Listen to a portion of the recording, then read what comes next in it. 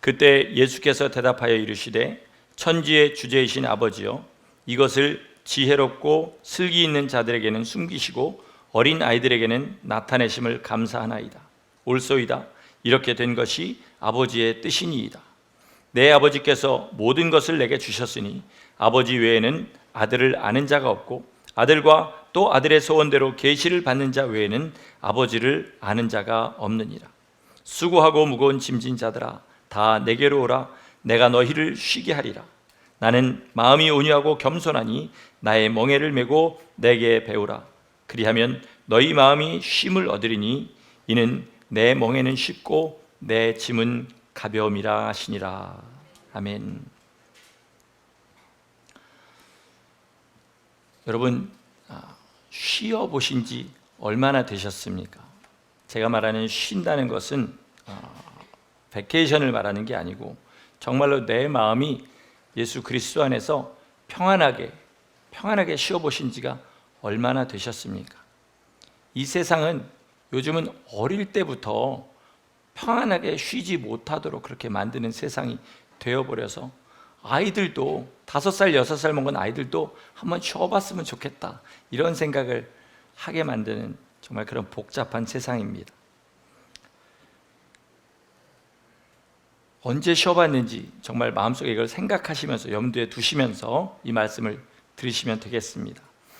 우리 기독교는 기복신앙이 아니다, 이런 얘기들 여러분 많이 들어보셨을 겁니다. 기복신앙이 뭔가요? 여러분 기복신앙 하시면 뭐 이런 정한수 떠다 놓고 이렇게 가족의 안녕과 뭐 행복을 비든 그런 거, 또는 선앙당 같은 데서 가가지고 비나이다 천지신명에 하는 거, 이런 거 생각하실지 모르겠습니다. 꼭 돈 잘 벌고 뭐 무병장수하고 자식들 성공하고 이런 거 비는 것만 기복신앙이 아닙니다. 이걸 설명하려면 참신앙이 무엇인지부터 제가 설명을 좀 해야 되겠습니다. 여러분, 참신앙은 아주 간단합니다. 내 순종으로 하나님의 뜻을 이루는 것. 뭐라고요? 나의 순종으로 하나님의 뜻을 이루는 것, 이것이 참된 신앙이다, 이렇게 말씀드립니다.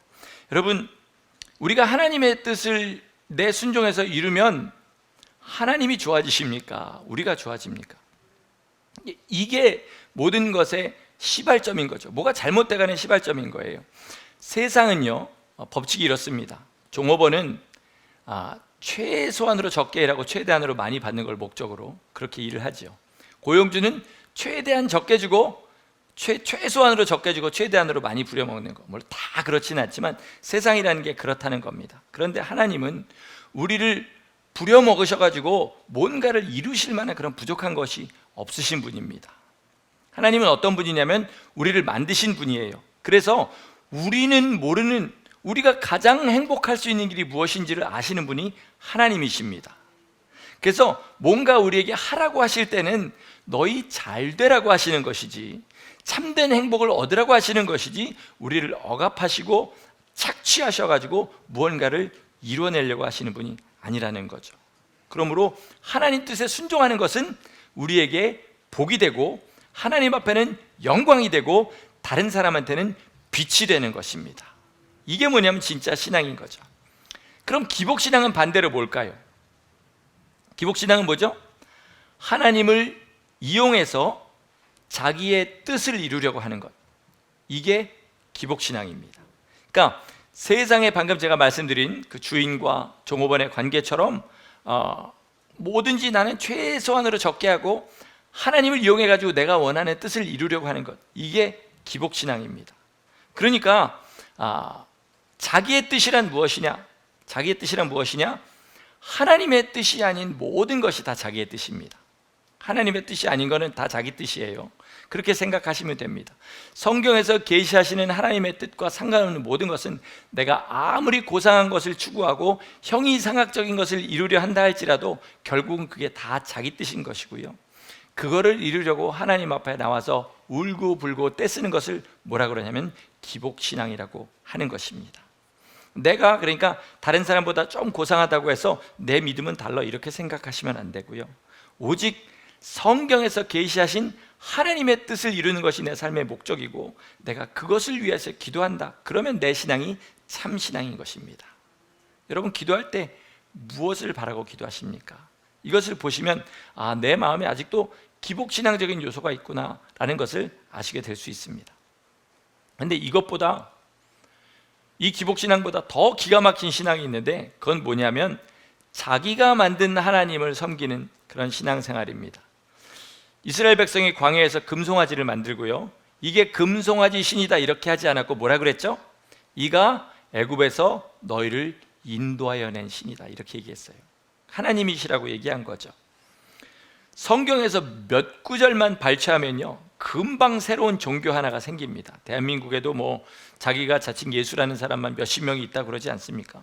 금방 몇 구절만 그렇게 꺼내내면 전혀 하나님이 계시하시고 알려주신 그리스도와는 상관없는 그런 예수님이 나오게 돼요.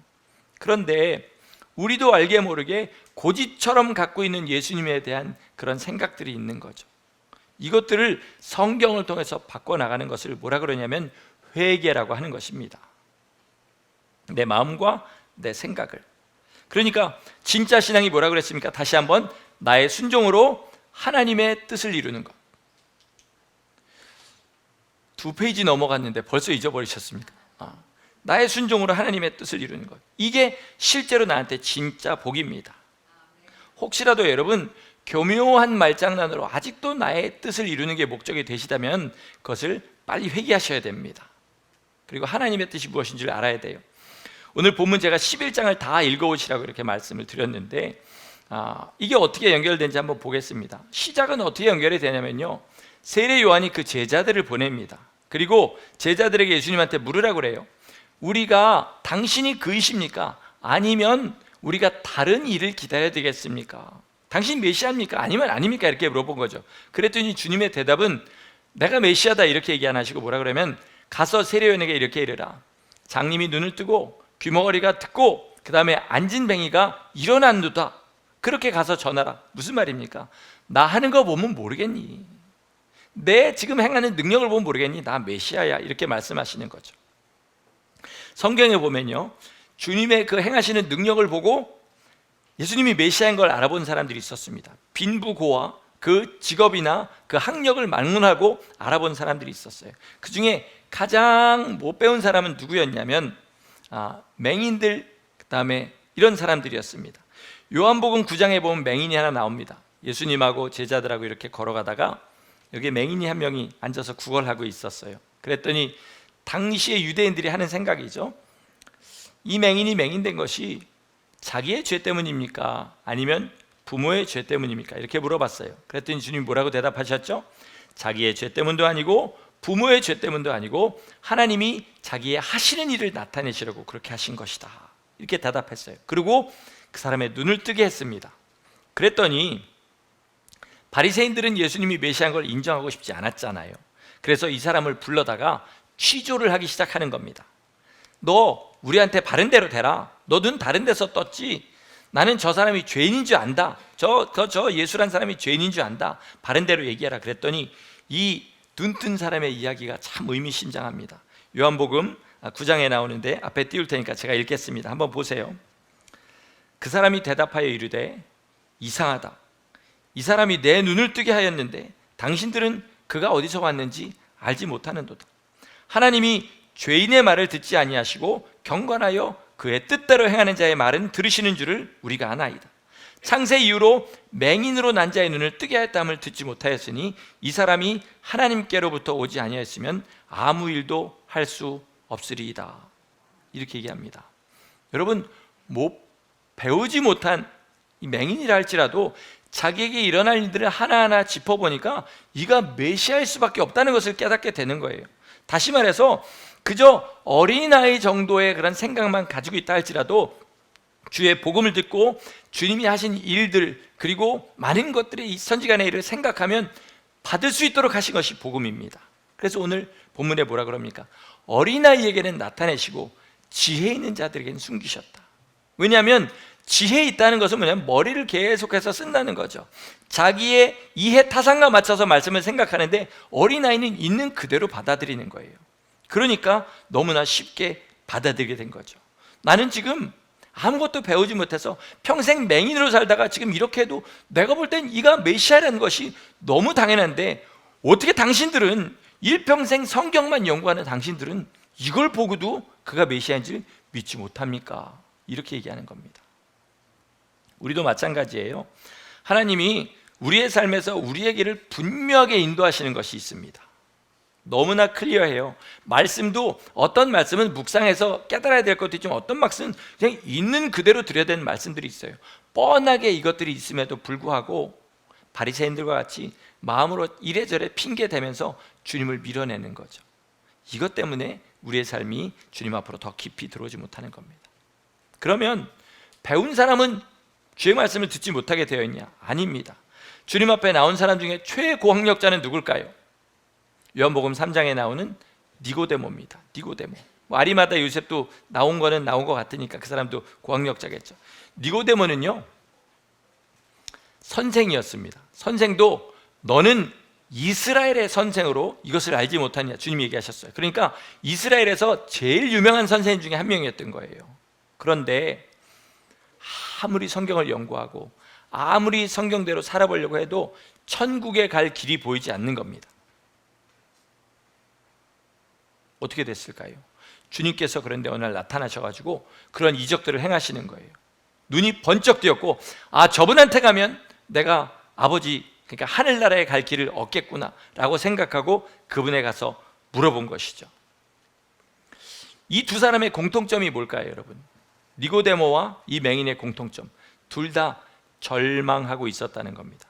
굉장히 절망하고 있었어요. 여러분, 창세 이후로 맹인의 눈을 뜨게 함을 내가 듣지 못하였다. 이 말은 뭐냐면요, 구약 성경에 맹인의 눈을 뜬 건 한 번도 나온 적이 없어요. 주님이 의도적으로 그렇게 하셨겠죠. 빛을 보게 하시는 분은 오직 예수님 한 분뿐이라는 것을 알려주려고 그렇게 하셨겠지만 맹인의 눈을 뜬 적이 없어요. 그러니까 선지자가 나타나도 나는 눈을 뜰 가망이 없는 겁니다. 그런 절망 가운데 살다가 어느 날 주님이 나타나셔서 자기 눈을 뜨게 하신 거예요. 눈을 뜨는 순간에 뭘 알았을까요? 이분은 나의 유일한 소망이신 메시아이시다. 이것을 알은 거죠. 니고데모도 마찬가지죠. 이제 이스라엘의 선생이 될 정도면 나이가 지긋했겠지요. 곧 이제 죽을 날이 다가왔는데 나 아직 죽으면 어떻게 될지 모르겠는 거죠. 그 절망 가운데 살다가 예수님이 그 이적 행하시는 것을 보고 밤중에 몰래라도 찾아가서 묻는 겁니다. 이거를 우리 요즘 쓰는 말로 갈급한 심령이라고 그렇게 얘기합니다. 여러분 예배 가운데 다 여러분 나와 계시잖아요. 그런데 갈급한 심령은 너무 쉽게 잃어버립니다. 너무나 쉽게 잃어버려요. 왜냐하면 인생이 그냥 우리가 이렇게 어떤 루틴에 맞춰서 사는 게 너무 습관화가 돼버려가지고 그냥 거기에서 특별한 이탈이 없으면 그냥 나 잘 되고 있거니 이렇게 생각하는 거예요. 여러분 부탁드리는데 오늘 지금 열지 마시고요, 주보 뒤에 있는 요거 꼭 집에 가져가셔서 한번 읽어보시기 바랍니다. C.S. 루이스라는 사람이 쓴 고통의 문제라는 책인데 왜 하나님이 우리 삶에 고통을 허락하시는지 그 사람이 잘 거기다 써놨습니다. 주님 앞에 나올 때요, 나 이러다가 주님 앞에 버림받는 거 아니야, 이런 갈급함, 나 이러다가 인생이 이렇게 끝나는 거 아니야, 이런 갈급함들이 있어서 주님 앞에 나오지 않으면 예배는 아무리 별나게 준비하고 별짓을 다 해도 결국은 습관화가 돼버리고 그냥 주님 앞에 무덤덤하게 드리게 됩니다. 여러분 꼭 주님 앞에 갈급한 마음 달라고 기도하시기를 축원합니다. 그 다음에 이제 주님이 또 뭐라고 얘기하시냐면 엘리야가 말라기에서 예언된 세례 요한이 말라기에 예언된 엘리야라고 이렇게 얘기하시는 거예요. 무슨 말씀이죠? 내가 그니라라는 말씀을 하시는 거죠. 그럼에도 불구하고 내가 여지껏 와서 너희한테 별짓을 다 했어. 죽은 사람도 살리고 눈도 뜨게 하고 안진뱅이도 일으키고 그 다음에 오병이요 떡 5개와 물고기 2마리로 5,000명을 먹이기도 하고 모든 이런 일을 다 했음에도 불구하고 피리를 불어도 춤을 추지 않고 가슴을 치며 애통해도 울지 않는 사람들처럼 내가 무슨 일을 하더라도 너희는 결국은 나를 메시아로 받아들이지 않고 너희가 기뻐하는 곳으로만 갔다는 겁니다. 그거를 책망하시는 거예요. 여러분 우리가 주님 앞에서 정말로 이제 주님이 우리를 초대하시죠. 그 다음에 수고하고 무거운 짐진 자들아 다 내게로 와라, 내가 너희를 쉬게 하겠다. 그런데 내게로 오라는 말씀이 말라기 마지막 말씀입니다. 너희들 이스라엘들아 내게로 돌아오라. 그 말을 이제 주님이 다시 하시는 거죠. 그리고 이제 수고하고 무거운 짐을 내게 맡겨놓으라 이렇게 얘기하십니다. 여러분, 삶의 짐이 너무 무겁지 않으십니까? 돈이 있건 없건 상관없는 것 같아요. 건강하던 병이 있건 상관없는 것 같습니다. 진짜로 삶을 살아가다 보면 나는 왜 이렇게 무겁게만 살아야 될까? 이런 생각이 들 정도로 삶의 짐이 무거워요. 요즘은 어린아이들도 그런 얘기들을 많이 합니다. 정말 뭔가에 빠져서 사는 것 같다. 헤어나지 못할 어딘가에 이렇게 빠져있는 것 같은 그런 느낌이 든다 그러죠. 세상이 그 정도로 악해져 가고 있는 것입니다. 그런데 이게 우리가 생각하기엔 세상이라고 생각하지만 실제 문제는 뭐냐면 우리의 죄 때문에 그렇습니다. 죄 때문에 그렇습니다. 날마다 탄식하고 주님 앞에 울고불고 하게 되는 것, 그 가장 큰 원인은 뭐냐면 주님이 우리에게 평안을 안 주시려는 것이 아니라 내가 죄를 사랑하기 때문에 주님의 평안을 받지 못하는 것입니다. 여러분, 분명하게 믿으시기 바랍니다. 주님은 우리에게 가장 좋은 것을 주기를 원하십니다. 하늘에서 가장 소중한 것을 우리 심령 가운데 주기를 원하십니다. 못 받는 것은 우리의 문제인 거예요. 자, 입으로는 고백합니다. 입으로는 고백해요. 나는 하나님이 나의 공급자이신 줄 믿습니다. 아멘 할 수 있어요. 그러나 우리의 양심은 아멘을 못합니다. 왜 아멘을 못하냐면 그럼에도 불구하고 나는 하나님이 나의 공급자이심을 믿지 못하는 마음, 그리고에도 불구하고 내 마음에 주님이 기뻐하시지 않는 죄악들을 내려놓지 못하는 마음을 내 양심은 알기 때문에 양심이 아멘을 못하니까 결국은 하나님을 공급자로 삼고 그렇게 살지를 못하는 거죠.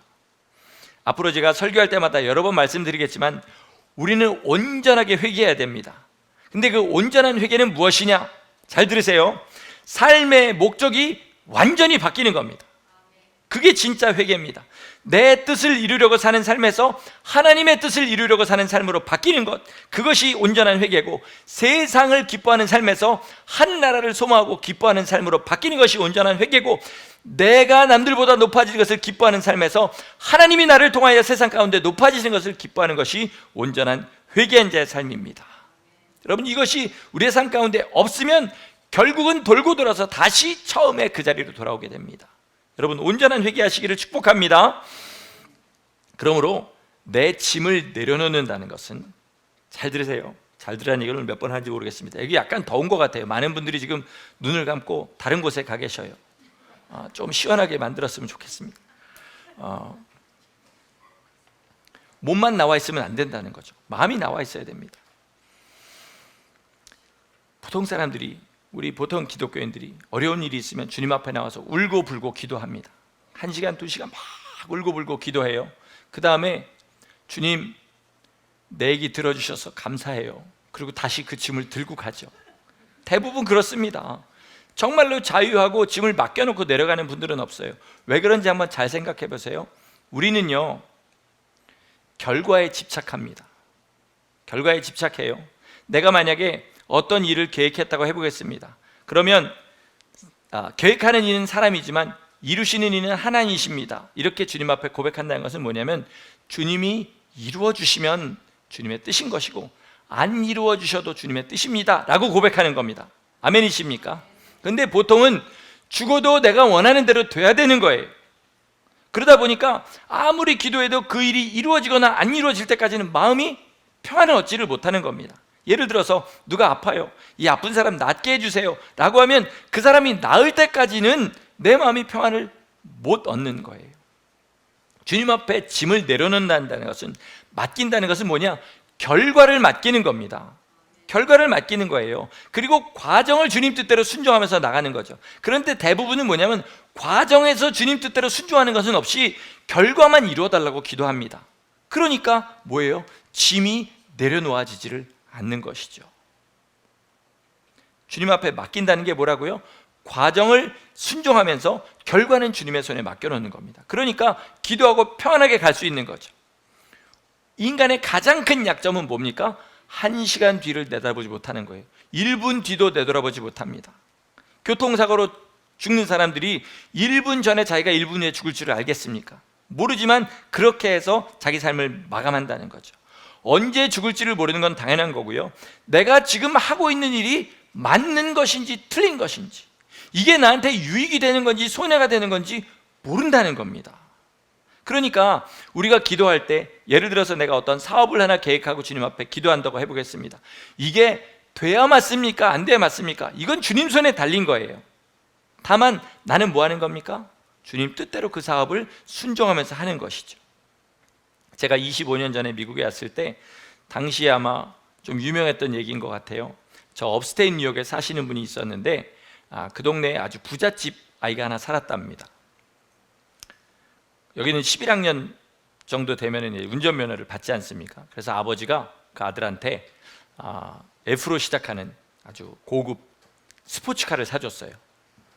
말 그림 그려져 있는 스포츠카를 사줬답니다. 얘가 말 그림 그려져 있는 스포츠카를 타고 붕붕하면서 학교를 가니까 막 얼마나 영웅이었겠습니까? 막 애들이 막 우아하고 난리 났겠죠. 그런데 사준 지 한 달이 못 돼서 87번 도로에 달리다가 사고로 죽은 거죠. 뭐가 복인지를 모른다는 얘기를 드리려고 뻔한 얘기를 드린 겁니다. 여러분, 지금 우리가 계획하는 것, 우리가 원하는 것, 원하는 대로 이루어지면 행복합니까? 저도 살면서 원하는 대로 이루어진 일들이 많이 있었어요. 그것으로 말미암아 항상 행복했냐? 그렇지 않았습니다. 내가 지금 가난하고 병든 것이 궁극적으로는 더 큰 복이 될 수도 있습니다. 그럼 여기에 정말로 담대하게 하나님 앞에 아멘 하시기를 바랍니다. 하나님, 정말로 주님이 보시기에 가장 생명의 길로 나를 인도해 주시옵소서. 이 기도가 나와야 진짜 회개한 사람이라는 겁니다. 천국의 소망, 구원의 소망이 있다면요, 내가 하는 일은 주님 앞에 반드시 기억이 돼야 됩니다. 이거 하나만 보고 나가시는 거죠. 자, 비즈니스를 주님의 손에 맡긴다는 것은 뭐죠? 흥하고 망하는 것은 주님 뜻대로 하시옵소서. 그러나 나는 그 과정 가운데 주님을 더 알게 되고 주님의 인도함 받기를 소원합니다 라고 하는 거죠.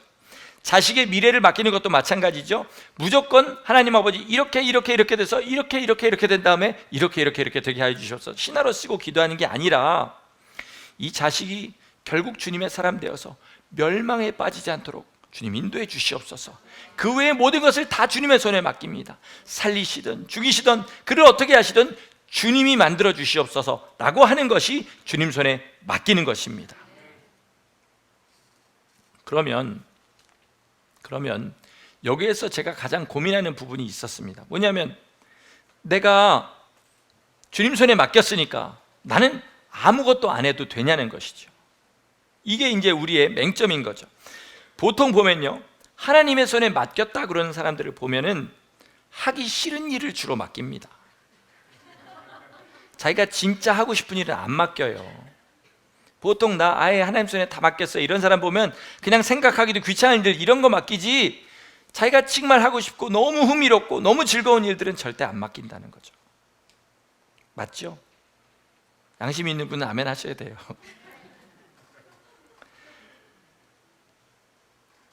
이건 주님의 손에 맡기는 게 아니에요. 결과는 맡기고요, 과정은 어떻게 되냐면 최선을 다해서 인도함 받으며 순종해야 됩니다. 여러분, 이걸 안 하시면서, 즉 내가 뭐 비즈니스를 하나 차려놓고 주님 손에 맡겼습니다, 그리고 나는 그저 거기에 대해 신경 안 쓰고 주님이 알아서 잘 되게 하시든 망하게 하시든 주님의 일입니다, 이러는 것은 맞지 않고요, 최선을 다해서 내가 어떻게 하면 오늘도 이 비즈니스를 주님께 영광이 되도록 할 수 있는가, 이것을 생각하는 것이 그 과정을 인도함 받는 것이라는 거죠. 최선을 다하지 않으면 아무런 의미가 없는 겁니다. 망해도 내가 최선을 다해서 망한 것인지 아니면 하나님이 그렇게 하신 것인지 알 길이 없잖아요. 그죠? 열심히 했는데 하나님이 자꾸 막으신다. 그러면 깨끗하게 포기하고 안 할 수 있는 사람이 믿음의 사람이지만 해보지도 않고 그냥 중간에 포기해서는 안 된다는 거죠. 로마서 8장에 우리가 정말로 좋아하는 구절이 있습니다. 모든 것이 합력하여 선을 이룬다. 너무 좋죠. 그래, 나는 잘못해도 이걸 다 합력해가지고 하나님이 선을 이루실 거야, 이렇게 얘기하는 그런 생각을 하게 되죠. 근데 제가 예수 믿고 여지껏 가장 하는 큰 고민 중에 하나가 그거였습니다. 하나님은 다 합력해서 선을 이루게 하시면 뭐가 좋은지 뭐가 나쁜지도 모르는데 내가 경솔하게 움직이는 것이 무슨 의미가 있을까, 이런 생각을 많이 하게 됐어요. 근데 여러분, 이 말을 잘 생각해 보시면요, 예를 들어서 악인이 악한 사람이 그 악한 가운데도 하나님께서는 최선을 다해서 그를 구원하시려고 힘쓰고 계십니다. 그렇다고 해서 그게 그 악한 사람이 악하게만 산 삶을 다 합력하고 선을 만들었더니 그것이 구원이 되었더라. 이렇게는 안 된다는 겁니다. 우리가 똑같은 그리스도인이라도 모든 면에 최선을 다해서 주님 앞에 순종한 사람이 합력하여서 선을 이루게 하신 것과 게으르게 주님 뜻대로 살지 않고 오히려 게으르고 악한 종처럼 그렇게 산 사람이 주님께서 여전히 선하심으로 합력하여서 선을 이루게 하시는 것은 태양과 반딧불의 차이가 있다는 겁니다.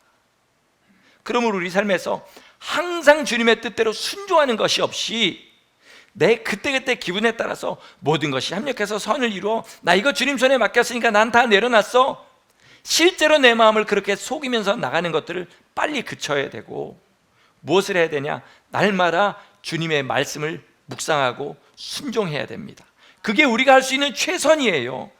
자, 비즈니스를 합니다. 그러면 우리 비즈니스를 하면은 벤더가 있고 또 커스터머가 있습니다. 나의 코워커들이 있습니다. 그러면 날마다 이 사람들과의 관계를 예수님 방법대로 맺어가는 겁니다. 그러면서 나는 최선을 다해서 속이지 않고 정직하게 이윤을 만들어가는 일을 하는 거죠. 그랬음에도 불구하고 사업이 망했다 그러면 그건 주님의 뜻인 거예요. 그러나 그렇게 해서 사업은 흥했는데 또 알고 보니 관계들이 다 무너졌다. 그럼 난 주님의 빛을 나타내지 못한 거죠. 이 모든 것들을 다 고려해 가면서 하나하나 주님의 뜻대로 해나갔을 때 그 사업이 흥하게 된다면, 설마 망하게 된다 할지라도 그것은 하나님 앞에 영광이 되고 내 영혼의 유익이 된다는 겁니다. 그러므로 여러분, 일단 결과를 주님의 손에 맡기는 믿음이 있으시기를 예수 이름으로 축원합니다. 그리고 그 다음에 삶의 모든 순간을 최선을 다해서 주님의 방법대로 그렇게 살아나시기를 축원합니다. 그렇게 됐을 때 정말로 우리의 삶이 주님께서 아름답게 그 성전을 지어나가실 만한 재료가 되었을 때 얼마나 주님의 그 나라가 아름다워지겠습니까? 우리 교회가 함께 지어져 가는 교회인데 우리 각 사람이 주님께서 아름답게 보시는 금, 은, 동, 그리고 정말로 그런 아름다운 재료들이 되었을 때 우리 교회가 세상에 얼마나 아름다운 빛을 발하겠냐는 거죠. 여러분의 가정도 마찬가지 아니겠습니까? 각자가 순종해서 주님이 더 중요한 곳에 쓰실 수 있는 그런 재료들이 되시기를 예수 이름으로 축원합니다. 그래서 우리 날마다 성경을 읽어야 되고요, 날마다 설교를 들어야 됩니다. 뭘 해야 되고 뭘 하지 말아야 되는지, 주님의 뜻은 무엇이고 주님의 뜻이 아닌 것은 무엇인지 모르면서 최선을 다해봐야 뭐 하는 겁니까? 세상 말로 헛손질하는 거죠. 허공에다 열심히 헛손질했는데 잡은 것은 아무것도 없고 주님 뜻대로 이룬 것도 없는 그런 삶이 되는 것입니다. 우리 삶에 믿음이 자라지 않는 고질적인 불순종들이 있습니다. 고질적인 불순종들, 저도 있고 여러분도 있습니다. 여러분 저랑 좀 가까이 지내보신 분들은 제 문제가 뭔지 아시죠? 저도 여러분의 문제가 뭔지 대충은 압니다. 가까이 지내보면 알게 돼요. 다 알죠. 그런데 이 고질적인 불순종들은 왜 그게 고질적이냐면요, 우리의 기질과 연합해 있기 때문에 그렇습니다. 내 성격이 어떤 정말 내가 고치기 힘든 성격인데 그 성격과 가장 많은 죄들을 고치지 못하는 거예요. 그 다음에 모든 인간이 가진 가장 큰 문제, 경쟁과 교만, 남을 미워함, 여기랑 결탁해 있기 때문에 내 삶의 고질적인 불순종들이 없어지지 않습니다. 그러다 보니까 우리가 하나님이 주시는 온전한 복을 받기가 참 어려워지는 거죠. 저희 돌아가신 아버님께서 잔소리를 참 많이 하셨어요. 평상시엔 그렇게 말을 많이 하시는 분이 아니었는데 한 번 터지면 1시간 내지 2시간은 이제 붙잡고 저한테 얘기를 하셨습니다. 근데 그때는 그 얘기 듣는 시간이 진짜 정말 뛰쳐나가고 싶다, 아버지만 아니면 정말 그냥 다른 데로 도망가고 싶다, 이런 생각을 했는데 한 5년 전부터 그런 마음이 제 안에 들었어요. 그때 아버지가 하신 말씀이 틀린 게 하나도 없네, 이런 생각이 들어가더라고요. 그냥 아버지는 예수님 안 믿고 잘 안 믿으시고 인생도 그렇게 비교적 성공하신 편이 못 되다 보니까 아버지 말을 그렇게 존중하지 않았는데 들어보니까 저희 아버지의 뼈아픈 경험에서 나온 그런 조언들이었던 거예요. 야, 이렇게 하니까 인생이 손해더라, 이렇게 하니까 사람들이 나한테서 떨어지더라, 이렇게 하니까 뭐 하더라, 이런 얘기들을 저한테 하신 거죠. 근데 저는 그저 잔소리로만 들었습니다. 지금 아버지 목소리가 사무치게 그립죠. 그때 들었으면 얼마나 좋았을까. 인생에 숏컷이 있었는데 그거를 놓쳤네, 이런 생각을 하게 됩니다. 부모가 자식한테 얘기할 때는요, 오직 자식이 잘 되라는 마음으로 그렇게 하는 거죠. 근데 자식 입장에서는 제 옛날에 그랬던 것처럼 잔소리인 겁니다. 잔소리인 거예요. 미리 가본 길 뼈 아프게 실수한 거, 그거 가르쳐 주는 건데 그거조차 듣기가 싫은 게 이제 자식의 마음이죠. 정상적인 의사가요, 돈에 눈이 먼 의사 말고요, 정상적인 의사가 환자한테 좀 비싼 약 먹으세요, 그리고 수술 받으세요 하는 거는 돈 벌려고 하는 게 아니라 고치려고 하는 건데, 의사를 믿지 못하는 환자 입장에서는 저거 돈 벌려고 그러는구나, 이런 생각을 하게 되는 거죠. 여러분, 하나님은요, 우리 부모보다 우리를 더 사랑하십니다. 어떤 세상의 의사보다 우리의 문제점을 잘 알고 계셔요. 해결책도 알고 계십니다. 그래서 하나님이 우리에게 가장 유익하도록 주신 것이 하나님의 계명입니다. 이 계명을 정말로 순종하는 것이 무엇이냐? 우리의 삶을 주님 손에 맡기는 것입니다. 그죠? 그렇지 않습니까? 누군가 제가 미국 유학 올 때 좋은 선생님을 찾아서 다녔는데, 어떤 선생님한테 노래를 가르쳐 주세요 그러고 제가 그분한테 돈을 들여가면서 배우는 것은 뭡니까? 제 삶을 맡기는 거죠. 그러면 가가지고 1시간 동안 뭐 하냐면 뒤따 혼나기만 하다 돌아옵니다. 그냥 막 욕만 해요. 막 그만둬라고 막 욕하고, 그런 모욕을 당해가면서도 가는 것은 왜냐? 제 삶을 맡기는 거죠. 거기다가. 그럼 우리가 하나님에게 우리의 짐을 맡기고 우리의 삶을 맡기는 것은 무엇입니까? 주님 뜻대로 사는 거지요. 주님이 하라는 대로 하는 거지요. 그런데 항상 주님의 뜻은 순종하지 않으면서 맡겼단 말은 참 번지르르하게 잘하는 겁니다. 이게 우리의 정말 모순이라는 것입니다. 말씀을 마치겠습니다. 여러분, 성경이나 믿음의 선진들 중에 하나님 앞에 순종하지 않고 복받은 사람이 있으면 저한테 한 명만 가르쳐 주세요.